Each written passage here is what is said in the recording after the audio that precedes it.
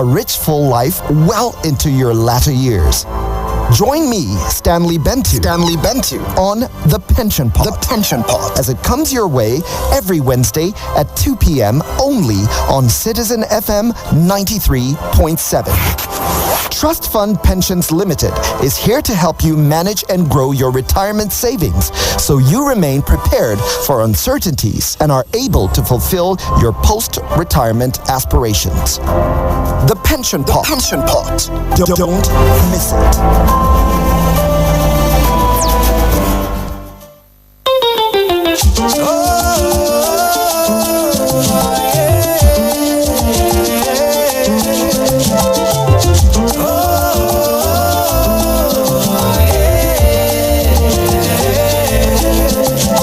Citizen FM Abuja. Now we be the voice of the people.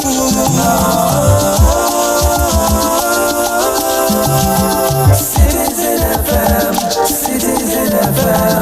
Make we join our hearts to build a nation of our dreams. Citizen FM. Your problem is my problem and my joy is your joy. Citizen FM. Make we join our hearts to build a nation of our dreams. Citizen FM. Yeah. Your problem is my problem and my joy is your joy. Citizen FM.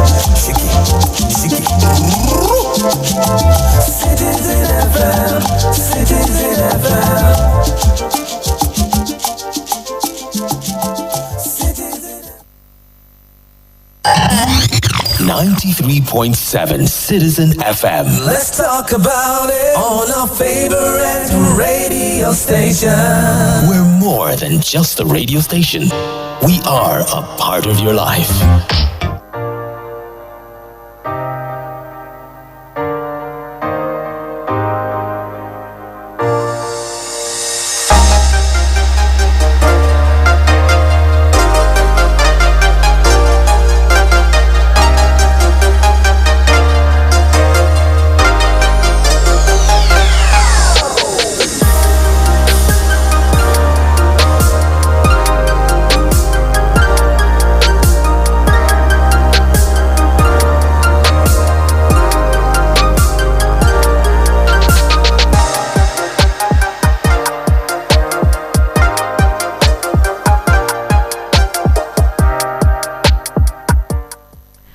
Very good morning to you, Abuja, and welcome to Citizens Tech Talk with Mena, the show where you hear all the tech gist and the latest tech news of happenings in the technology ecosystem, both home and abroad. And on the program today, I have with me a different person. Bolu is not here today. Sorry about that. But we got a perfect replacement for Bolu Abiodun, our usual tech commentator. And that's Emmanuel Paul. Emmanuel, welcome to the show. Hello. Hi, Philomena. Good morning. Welcome to the show. Yeah, thank you so much. All right. How are you doing? How are you doing? How is the situation over where you are? Well, still struggling to get cash. I haven't spent cash in days for a lot of us. How are you preparing for the elections? Oh, well, that's a different story. That's a different story. But we need to be preparing, regardless of what's going on. Yeah, definitely. Yeah. All right, we're kicking off the show today with the fact that Microsoft, the highest investor in OpenAI's ChatGPT, has finally done something with ChatGPT again. They have integrated it into their Bing browser, right? Mm-hmm. Okay. Can you tell us how that works? Okay, so I think it's quite a simple process. So, but first of all, that integration is not available to the general public yet. Okay. So it's just a closed beta testing for some select users. So, it seems they're trying to build like a separate app for it, which I think it's great. They could have easily just integrated it into the Edge browser and all of that. But on the Edge browser, the idea is when you search for something, you get a conversational result at the top. You know, when you search Google and say, okay, let's say, what is the tallest building in Nigeria? Yeah. It gives you a snippet of a blog post. Yeah. It does read that summary and all of that. But now you get the whole gist, just like a ChatGPT, and you get the whole gist, tell you the tallest building in Nigeria, or is it Cocoa House, or UBA building, or Union Bank building, I'm not sure. Then they tell you, okay, these are further links for you to actually explore more. So that's like, it's very, very, very dumbed down way it has worked. So it's apparently working on a more powerful version of ChatGPT. So this is actually an AI, a large language model that's actually more powerful than ChatGPT, and then integrating into search. So what is even crazy is it can actually browse the internet, unlike ChatGPT, which is like. Is it still Microsoft and OpenAI working on this? Is this the better version of ChatGPT you're talking about? Yes. Okay. Yeah, it's Microsoft that worked on it with Bing. So, you know, Google has been dominating the search space. Yeah. Like, that's like a huge chunk of their revenue comes from search. And Bing has just been playing second fiddle to Google for quite a long time. Yeah. And I was watching Satya Nadella talking about his plans to dominate it, or to not dominate, rather to give Google a good fight. Yeah. And it sounded like it's going to be an interesting one. So for me, growing up, my idea of the internet has been Google. Yeah, Google, everybody. Google. Yes, exactly. So now we might start hearing things like Bing it. So it's just going to be, hey, this AI is going to be crawling the web for all the various sources. Yeah. And it will give you like an answer in conversational format, just like ChatGPT. So with this new development here, unlike Google that will go put in what we need to know, put in the questions or whatever we'd like to know, and would still have to sift through the information we want. But with this Bing and ChatGPT, you don't have to, right? It's giving you what you want, spot on. So for people that are very, very research focused, I think it's actually prudent to still do your own research. Okay. So let me explain it this way. If you search for something right now, I saw demos of it. So for people that have this closed beta testing, so I saw some of the demos they did. And if you search for something that you don't know, you'll be wowed, like, oh, this is awesome, this is wonderful. But if you search for a topic you know very, very, very well about, so for instance, you search for something about the radio business in Nigeria, then you start seeing the flaws. Yeah. So if, for instance, say I'm a tech geek, I search for the latest Samsung Galaxy S23 Ultra. I know all the specs of the Samsung Galaxy S23 Ultra. So not ChatGPT, Bing search beefed up with ChatGPT, actually said, oh, the megapixel camera of the S23 Ultra is 108 megapixel, whereas S23 Ultra has 200 megapixel. It says the S23 Ultra has a 40 megapixel camera, whereas the S23 Ultra has 40 megapixel selfie camera, whereas the S23 Ultra has a 12 megapixel camera. So ChatGPT the Bing search, search is AI is not 100% efficient. Exactly, it's scrolling. It's scrolling the web for blog posts, and S23 Ultra just got released. There have been many rumors about S23 Ultra, so that's what it crawled to show you that S23 Ultra will have the specs. But as at that time, nobody had confirmed the actual specs that S23 Ultra would have. It just came out like just a few weeks ago, so I don't think that's been updated yet. So those are the things that you'll find out. So if you're an expert, say you're in medicine, you're in engineering, and you search for a topic that you actually know about, that's how you test how accurate this is.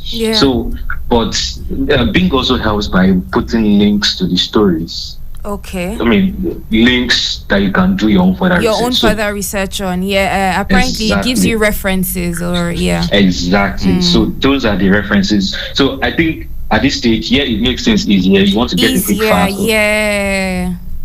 Or I think we should still actually be that conscious of the research side of things. Like, do your own research. Don't just take ChatGPT or Bing search word for it. Like, and just rely on it completely.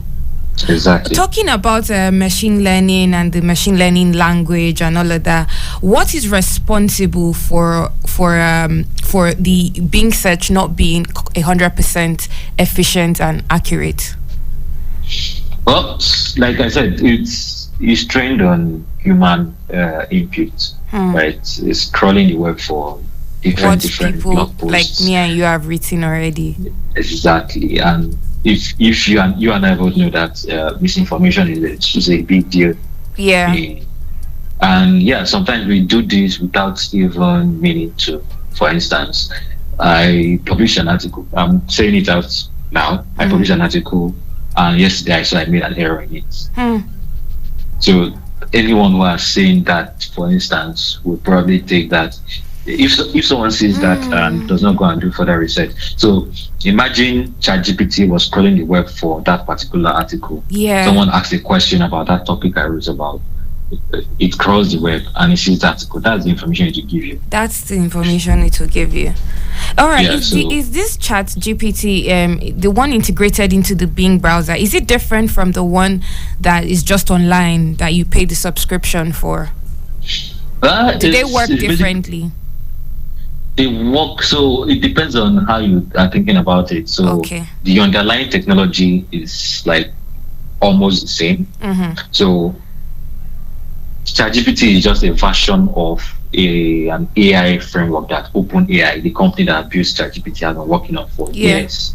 So there's GPT-3, which many people have been using to build AI solutions for quite a long time before ChatGPT.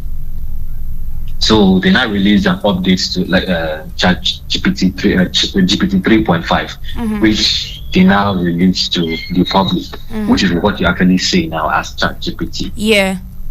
So this being said, actually is an update on GPT 3.5, which is a lot more powerful, but it's not yet like the final version. So yeah, the final version. Yeah.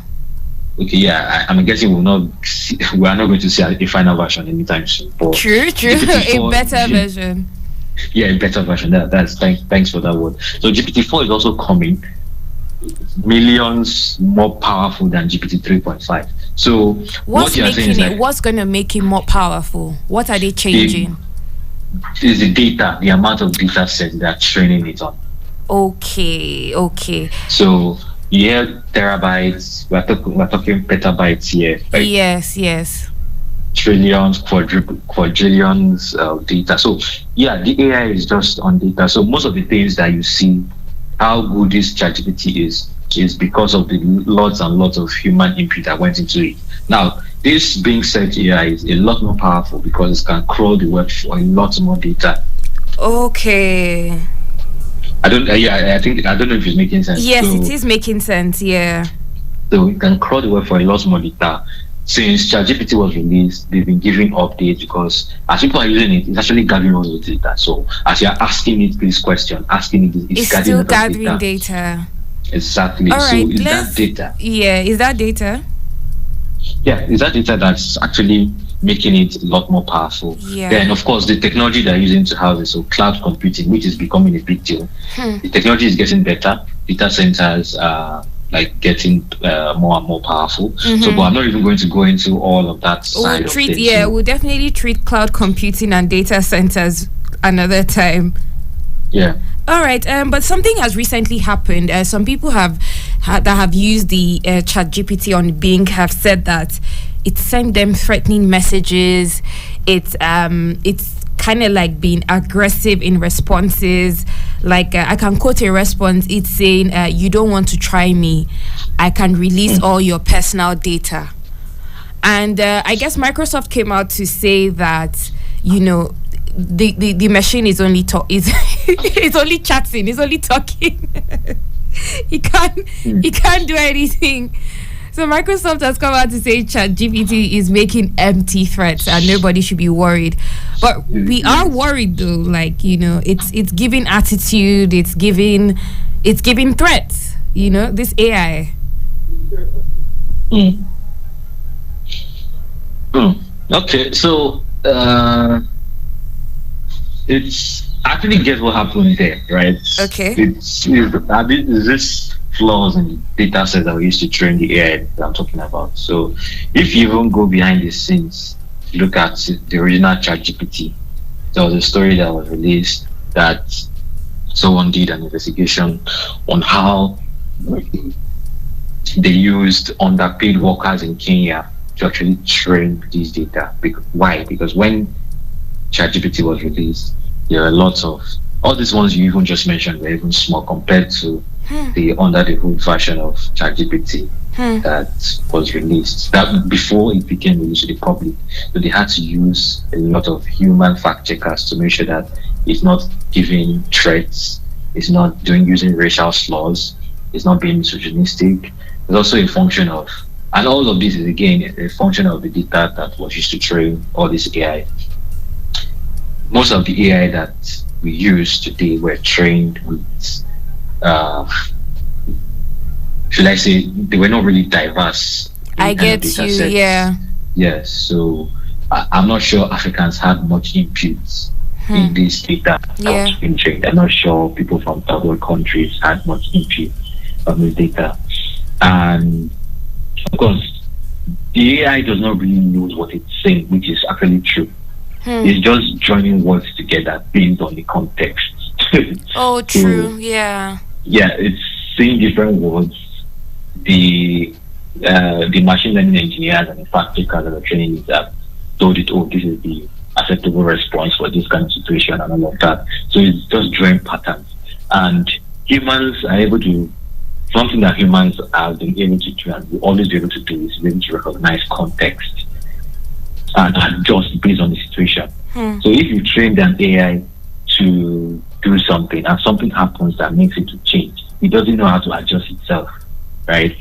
For instance, let's say you prepared me for this interview, you told me, these are the things we're going to discuss in this interview or in this call.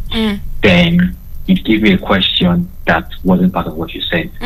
I'll be able to adjust and say, I can adjust my head. Yes. To give you an answer. But the AI, it didn't see what it was looking for, so it's going to shut down.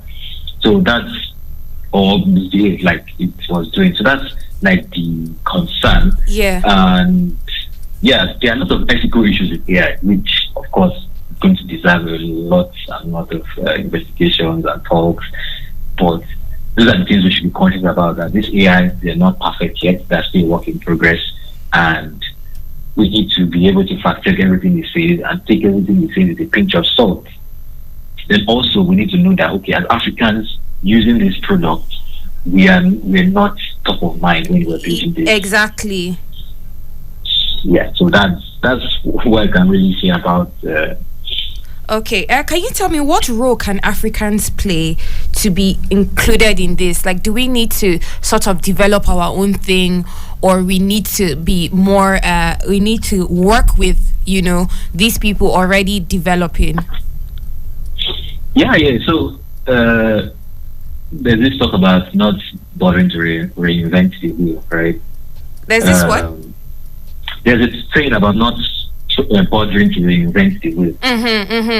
Yeah, so OpenAI started as a non-profit. They got some of the biggest investors in the world to really build this where it is today. And to be fair, it's a very, very, very, very, very, very, very, very amazing work. Because even me, I've tried my hands on this before, and I know how difficult it is to tell an AI to go from here, to give you directions on how to get from Lagos to Abuja. To just do that alone, it's going to be very, very cumbersome work. I can imagine feeding it with data and information.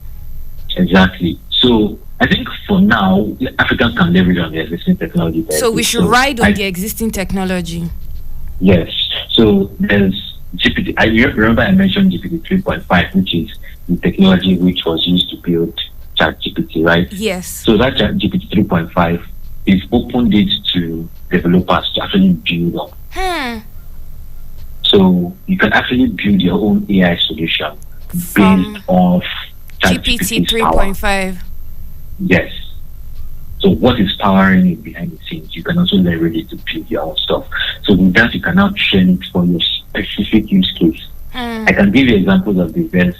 So if you tell ChatGPT to write a 3,000 word essay for you, it's going to just hang. You can try it. It's going to hang. It will write to a certain place and stop. It will not stop writing. Tell it to continue, then stop again. But someone built Word Hero. There's a platform called Word Hero that is based on GPT-3, not even GPT-3, that can write a 3,000 word essay for you. So there was also the talk of an AI chatbot that was a lawyer. Wow. It was also based on ChatGPT. So the chatbots could work like a lawyer. So ChatGPT itself might not be able to work exactly to those events for your specific use case. But if you can leverage that power behind it. So developers who are interested in AI, intrigued by AI, EP3 can give you, can solve a whole lot of problems for you. Like, you don't have to do most of all these things from scratch. You don't have to train most of all these things from scratch. So you just start using your first data set to actually train it. So let's say you want to build a customer service center now and you don't have the manpower to handle so many customers. You can actually use GPT 3.5 to build a customer service platform for your customers. So your customers will be chatting with an AI. They might not know on time. Yeah. They might hardly ever know that it's an AI they are chatting with. So, and it's not just the chatting side of things. There's ChatGPT. There are other AI platforms like DALL-E, the one that builds art. So the one that builds art, the framework behind all these AIs that are building art, you can actually leverage it to build your own stuff. You can see some of all these. I don't know if you saw some of all these images online of 3D avatars of people. Yes, that were generated by AI. Yes, I did that time. Yeah, it was trending. Yes, exactly. So, for now, given our current circumstances, it could be better. It would actually make sense if we could actually build these things from scratch, but it's a lot of money. And Africa does not really spend much on R&D. And we like fintech. Yeah, it's the sad thing. And I don't blame people for actually trying to solve the fintech problem. You have to actually solve the problem that right in front of you, which is the easiest thing you can actually solve. So are there any Africans that have developed? Do you know any Africans that have developed from the existing framework of ChatGPT 3.5? Not that I'm aware of. So Fundamate, a South African startup. Okay.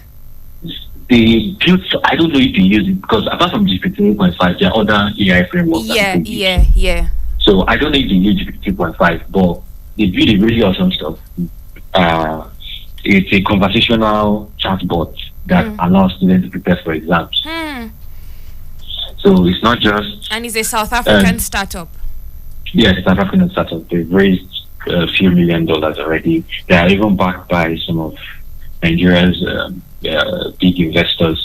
So I think I was seeing an update recently that showed how a lot of students using their platform are usually increasingly passing their exams. So you can converse with the platform, you can chat with them, and ask questions, follow-up questions, kind of questions where I'm sorry for those of us that attended some kind of schools in Nigeria. If you ask your teachers too much questions, they will turn on you. They'll shut you down. They'll usually shut you down. So off the top of my head, I can think of Fundamate. Okay. I'm pretty sure there are others that I'm not aware of. Okay. Then there are some guys that are building on some stuff with robotics. There's Omefi, the humanoid robots that was launched. That's our own homegrown robots, right? Our own homemade robots. Yeah. That was a really good one. We were very impressed with that. I want to ask you one question before we round up on this AI part, because from here now we're going to talk about if AI should be regulated, and there was something from OpenAI CTO, so I'm going to read that much later, but I want to ask you one final question before we move on. Do you think that one day machines can think for themselves and maybe even take over the world, supersede us, kind of? That's personal opinion. So I'm not much of an AI expert to really give an opinion on that, because you have to be really, really deep into AI research and machine learning research to answer these questions. But what I can tell you is based on what I can see now and the current technology that exists. Maybe not. But we did. Yes, but eventually, I think the technology will, because I mean, a few years ago, I had no idea that something like ChatGPT could ever. Right? So, yeah, so in the future, maybe not think in the way humans think, but be able to make decisions, be able to actually help do stuff and help in your work and all of that. It's a possibility. Probably like maybe not think like humans, but probably come up with faster solutions, quicker solutions than, you know, maybe a human would have to think 2 hours to come up with a solution, but the robot can come up with it like real quicker than that. So maybe we'd see things like that. Yeah, it's possible. It's possible. So, but there's one thing I want to point out, like, which is difficult part of machine learning research. There's something called Moravec's paradox. So Moravec paradox. Yes. So it's something deep in machine learning research that people talk about. If we can solve that, then I'm going to be scared for everybody. Which is so the things. This is the paradox here. Yeah. The things that come very, very, very difficult to humans are actually very easy for artificial intelligence. So to make 1 billion calculations in 1 second, it's very easy for artificial intelligence to do that. To do advanced mathematical problems, but the simple things, the things that come easy to humans, are very difficult to the machines. Do you know when the AI generated avatars of people were trending online, when people were creating AI generated avatars of themselves, it was so funny that these avatars looked, it looked like, I guess, whatever they wanted it to look like. But you will see that people had 10 fingers. 7 toes, and there was something that was going on online that that AI is very bad with fingers and toes. Which would be very easy for an artist to do. Exactly. So, but even that, actually, that might be closer to solving that eventually. But I think it's a function of the data set that isn't trained. The AI does not understand what the fingers look like. So as small as the fingers look, they have very, very complex details that only humans have been able to figure out so far. I think that's what we're saying. Exactly, but so far so good. They've been feeding AI to the data, so they are seeing the pictures. They are seeing pictures. But if they even find a way to feed AI 3D data, then it can change the game. So AI can actually view things from 3 dimensions, not 2 dimensions. So, which is actually very crazy, because 2 dimensions is like a photo you hold in your hand.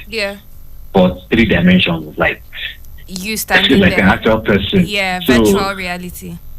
Exactly, virtual reality and augmented reality. So if you find a way to feed this data to AI, maybe they're going to solve that. I'm not sure. But the simple things of life, like coffee, make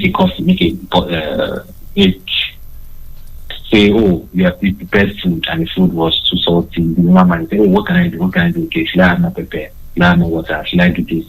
Those small things, those simple things, tasks that we do, which is why self-driving are not even progress as fast as they should. Right now, we should be seeing cars driving themselves. So those split-second decisions you need to make. Human factor. Exactly. Let's say that AI is driving in Lagos Road. Just imagine how the kind of disaster that will happen. That one is that AI and LASMA on the road. All right, moving on. OpenAI CTO Mira Murati, in an interview with Time magazine, said that AI technology needed to be regulated. She said it was important for OpenAI and companies like theirs to bring this to the public's attention in a way that it's controlled and responsible. She added that they need a ton more input in this system and a lot more input that goes beyond technologies. And regulators can definitely come from government bodies and everybody else. So when they asked her if government involvement at this stage of AI development might hamper innovation, she said that it was not too early and it's very important for everybody to start getting involved, given the impact these technologies are going to have. So I'm going to ask you, can AI be regulated? Should it be regulated right now, Seth? Yes, definitely, because people can do crazy stuff with AI. Like how crazy, to be honest? Because right now people are using it to write their research papers, using it for their homeworks and exams. Those are good stuff. Yeah. Or I saw demos of people using ChatGPT to find out how to make an explosive. Oh no. I saw examples of people using ChatGPT to find the vulnerability in top banks in the world. So ChatGPT, if you ask ChatGPT the question directly, it will answer you. But there's a way you can critically ask the question. Frame it. Start giving you the response without knowing what. Remember what I said about it not actually knowing what it's saying? Yeah. They give you the guideline that, if someone asks this, don't respond. But what if you know how creative humans can be? What if someone changes the way it asks the question? Yeah. So, and actually, in my test with ChatGPT, I found it out, right? But it was for a good thing, not a bad thing, yeah. Okay. So ChatGPT said it can't build. So I was wondering, can ChatGPT build another machine learning model itself? Can ChatGPT itself build an AI for you? Which was what I was asking. He said no, it can't. Then I framed the question in another way, and he started giving me the base code to start. Oh wow! After already telling me it can't do it. Yeah. So yes, it's just ChatGPT is a tool, right? Yeah. It's just like a cutlass. Yeah. Cutlass can be a tool by farmers. They use it to clear grass, dig the ground, till the soil, give you good food. But cutlass can be used to kill people. It can be used to maim. So that's what AI could potentially be if it is not regulated. So people that ask those questions very creatively, of course, I think OpenAI was able to catch some of all these things and take it back. Yeah. Or you won't imagine the kind of things that human brains can think of, right? Yeah. I thought I saw ChatGPT and I was thinking, how can I use it to improve my job? How can I use it? Someone was really thinking how to use it to make an explosive. Why? So when you think about this, right, it's just like the conversation about. But if it should be regulated, the answer is yes. Can it? That's a different story entirely. But I think the earlier the government steps in, the better. That's what Mira Murati is saying, that the earlier it happens, the better. Yeah, I agree. Because if you look at social media platforms today, now we are talking about how to regulate Facebook, regulate Google, regulate these big tech companies that are taking over everywhere. That's because the government didn't pay attention to these guys when they were just coming up, when they were growing up. Imagine before Facebook's IPO, for instance, you had actually tried to understand social media, try to find a way to regulate it at that time. Yeah. A lot of the, probably a lot of the bad actors will be lessened to a large extent. Now, social media is a very powerful tool. We both know, right? Well, people are using social media to spread misinformation, to cause unrest, to organize kidnappings and that. So these are the things we should actually incite violence. Exactly. So, but again, can it be regulated? That's a question I probably don't have to answer to, considering how powerful these guys get. But if you're able to regulate, say, the company that runs them and hold them responsible, there might be a lot more strict and stringent with a lot of things that happen. But again, this technology, if the government does not step in early enough, it will grow so powerful to the extent that it will just be a case of, oh, let's invite the CEO of OpenAI to the Congress and start interrogating him. Like they did with Zuckerberg. Yes. I'm like, most of the things that happen with all these companies, there are things, what users do with all these platforms, there are things that even probably the CEOs or the entrepreneurs that built it didn't even think it was possible. Honestly. So yeah, that's pretty much. So for now, in the early stages of ChatGPT, you think ChatGPT should be regulated? Should begin to be regulated? Yes, before someone starts trying to figure out how to. And do you think that regulation? And do you think that regulation is going to fall on the creators? Yeah, most of the time it happens with the creators first before the government comes. Don't you think it's going to stifle their creative process? So I was talking with the CTO of a cloud computing company, and we were talking about the same issue about innovation versus safety. Yeah. So, do you want to move fast and grow rapidly and innovate fast, or do you want to be safe? That is a big question. So it depends on the priority of the creator. You should knowing that this can be. So let's take nuclear weapons for instance. Okay. Where we should do it very, very fast. The US dropped the bomb on a country, Japan. Yeah. Now imagine if that technology had grown as fast as it should without tight regulation during the Cold War, and I shudder to think what would have happened during that time. If things are not a little bit more controlled. So knowing that the same with great power comes with great responsibility. Yeah. So if you're looking to innovate fast, you have to ask it. So you're a fintech company, for instance, and you want to grow to 1 million users in 3 months. Yeah. And you now have people using your platform to commit fraud. Because for you to grow fast, for you to move fast, you will not pay attention to the nitty-gritty details of what people are doing with your platform. Of course, because you're busy trying to improve it. Exactly. So, but I don't know, for things like sensitive stuff, say financial data, artificial intelligence, social media, I don't think it's necessary to move fast. You can exactly. It's not necessary to move fast. Exactly. So it's going to come to a point where this is going to spiral out of control. Okay, imagine it could get crazy in the sense that it might not even be OpenAI that will build what is going to cost you. Exactly. It can be a developer using the GPT-3.5. He could just stumble on something and build something so crazy that everybody gets scared of AI. And yeah, you know how government steps in sometimes, especially when things get out of hand. They are not going to ask too much questions. They'll just ban it. Nothing. Yeah, we are less back talking. And we are back to square one again. There was no need. Exactly. So I don't think it's necessary to move fast in some cases. Yes, we need to innovate, we need to be creative, but in some cases it's not necessary. That's how I think about it. Yeah, I think AI should be regulated.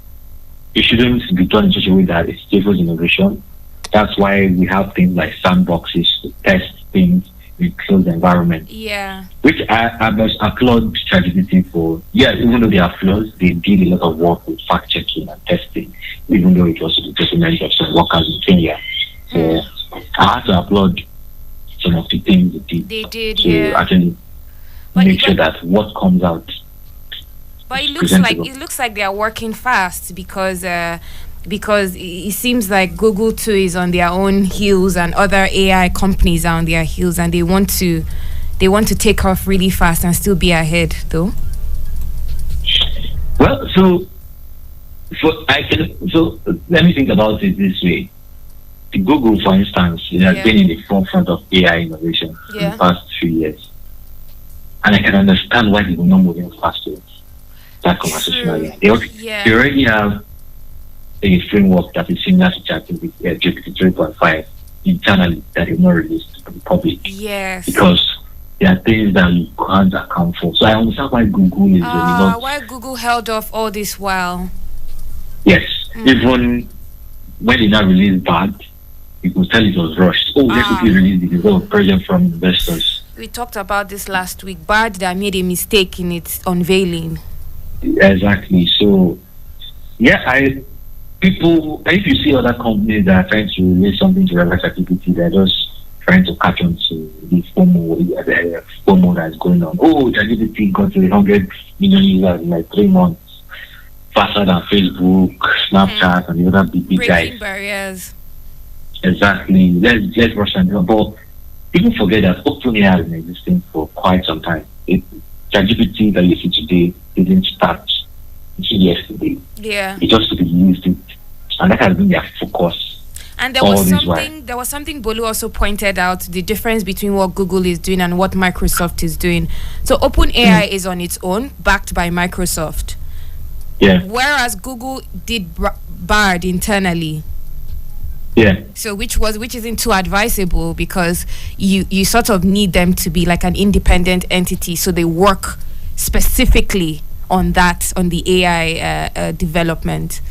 So he did point out last week that was a flaw too. So, but that Google wants to start taking on independent AI creators and using them instead of doing it internally. Yeah. That was actually spot on, because if, for instance, the blowback that fell on Google when Bard made a mistake wouldn't have happened if it was one of those other companies that tested it and it flopped like that, right? Yeah. So we got to know about Microsoft's involvement in ChatGPT in OpenAI when some days after they released ChatGPT. Yeah. We're like, oh, Microsoft actually invested in them, blah, blah, blah. But up until that moment, you didn't hear a thing from Microsoft. No. So if ChatGPT's launch had bombed. True. The fallback wouldn't have been on Microsoft. Exactly. It would have been on OpenAI. So yeah, it just makes sense that. Google being a large conglomerate, a lot of decisions that happen fast in startups. So for startups, you can even do like a senior engineer can just make some decisions without getting clearance from the CEO. For big conglomerates, you have to get a lot of clearance, approval, whatever. And there's a lot of bureaucracy that happens that won't even make it fast as it should. But OpenAI has been doing for 8 years now. Before they got to where they are. They've been doing for 8 years. And the startup. They've been at it for 8 years. Yes, they've been doing it for 8 years. Ooh. So it didn't just come out of the blue. All right, thank you very, very much for that contribution to the program. This is, if you're just tuning in, this is Tech Talk with Mena on Citizen FM 93.7, and I've had Emmanuel Paul on my program as my expert tech commentator, and he has been giving us a lot of insight into what's going on, especially in the artificial intelligence sector. So we just spoke about ChatGPT, powered by OpenAI and backed by Microsoft. We've talked about regulations, and we've talked about how these platforms can be used, how they are used positively, how they are also used negatively. A very big thank you to you, Emmanuel Paul, for coming on the program. I hope to have you next week again so that we can discuss the metaverse. I think that's something very interesting we would all like to know about. Virtual reality. Virtual reality.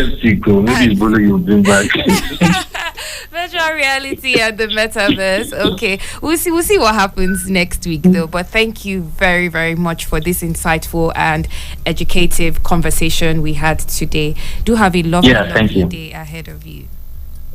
Bye-bye. Bye.